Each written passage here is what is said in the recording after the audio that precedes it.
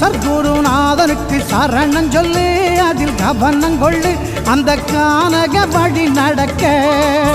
அஞ்சு கரத்தானையே கெஞ்சி வழி கேளுங்கோ, அஞ்சு மலை தாண்டவே ஐயன் அருள் வேண்டுங்கோ.